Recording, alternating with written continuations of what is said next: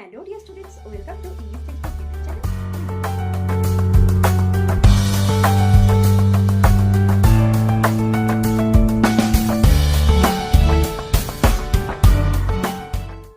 Hello dear students, welcome to English Textbook YouTube channel.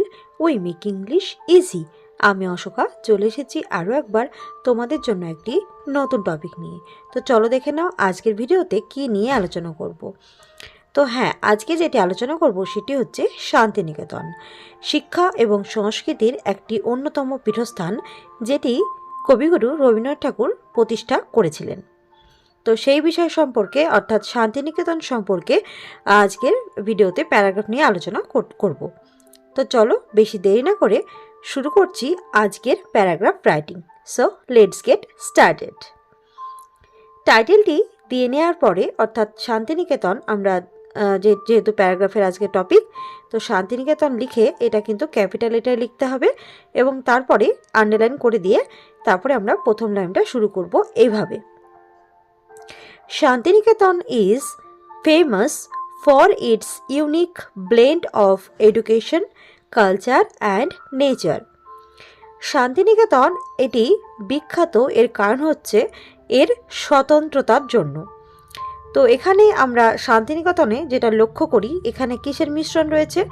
এখানে রয়েছে শিক্ষা, সংস্কৃতি এবং প্রকৃতির একটি অনবদ্য একটি সংমিশ্রণ রয়েছে এই শান্তিনিকেতনে। এটা একটা ইন্ট্রোডাকশন হিসেবে আমরা লিখলাম প্রথম লাইনটা।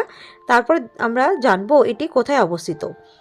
It is located in Birbhum, West Bengal, India. এটি ভারতের পশ্চিমবঙ্গের বীরভূমে এটি অবস্থিত, বা বীরভূম জেলাতে এটি অবস্থিত শান্তিনিকেতন। রবীন্দ্রনাথ ঠাকুর এস্টাবলিশড ইট ইন 1901। তো রবীন্দ্রনাথ ঠাকুর, কবিগুরু রবীন্দ্রনাথ ঠাকুর এটি 1901 সালে এটি শান্তিনিকেতন প্রতিষ্ঠা করেছিলেন। It started as a small school with a focus on learning in an open air environment. Rabindranath Thakur 1901 সালে যখন এটি প্রতিষ্ঠা করেছিলেন, তো তখন এটি শুরু হয়েছিল একটি ছোট্ট স্কুল হিসেবে, এবং সেখানে সেই স্কুল প্রতিষ্ঠার লক্ষ্য ছিল রবীন্দ্রনাথ ঠাকুরের, সেটা হচ্ছে শিক্ষার প্রতি গুরুত্ব দেওয়া। অর্থাৎ একটি উন্মুক্ত প্রান্তর বা উন্মুক্ত খোলামেলা বাতাবরণে একটি পরিবেশে একটি ছোট্ট স্কুল প্রতিষ্ঠা করেছিলেন রবীন্দ্রনাথ ঠাকুর, এবং সেই হিসাবেই তখন শান্তিনিকেতন প্রতিষ্ঠিত হয়েছিল। এবার দেখো, প্যারাটা চেঞ্জ করে তোমরা লিখতে পারো। ইনিশিয়ালি, প্রাথমিকভাবে বা শুরুর দিকে, ইট ওয়াজ আ সিম্পল রুরাল এরিয়া। এটা যখন শান্তিনিকেতন প্রতিষ্ঠিত হয়েছিল তখন শান্তিনিকেতন ছিল একটি সাধারণ একটি গ্রাম্য এলাকা। ওভার টাইম, পরবর্তীতে সেটা সময়ের ফেরে সেটা পরবর্তী সময়ে Santiniketan grew into a hub for creativity. এটি সৃজনশীলতার একটি অন্যতম কেন্দ্রস্থল হিসেবে এটি বৃদ্ধি পেতে শুরু করেছে, বা এটি ক্রমান্বয়ে বা সময়ের পরে, অনেক সময় পরে এটা কিন্তু একটা সৃজনশীলতার একটি অন্যতম কেন্দ্রস্থল হিসেবে পরিণত হয়েছে। It attracts artist, writers and students from all over the world. পুরো বিশ্বজুড়েই অনেক মানুষকে এটি আকর্ষণ করে। একাধারে এটি যেমন শিল্পীদেরকে আকৃষ্ট করে, অন্যদিকে অনেক লেখকদেরকে আকৃষ্ট করে, এবং এর পাশাপাশি ছাত্রছাত্রীদেরকেও বহু দূর দূরান্তের পুরো বিশ্বজুড়েই অনেক মানুষ এখানে কিন্তু আসেন এই আকর্ষণের জন্যই, বা এটি এতটাই সৃজনশীল, তাই এখানে কিন্তু অনেক দূর দূরান্ত থেকে, বিশ্বের বিভিন্ন প্রান্ত থেকে অনেক মানুষ, শিল্পী, লেখক এবং ছাত্রছাত্রীরা এখানে আসেন। টুডে, আজকের দিনে, it is home to Visvabharati university. তো এটি যে শান্তিনিকেতন বিশ্বভারতী বিশ্ববিদ্যালয়ের একটি অন্যতম কেন্দ্রস্থল বা আবাসস্থল হিসেবে পরিচিত, যেটি continues Tagore's vision of holistic education. তো এই শান্তিনিকেতন, বা যেখানে এখন বিশ্বভারতী ইউনিভার্সিটি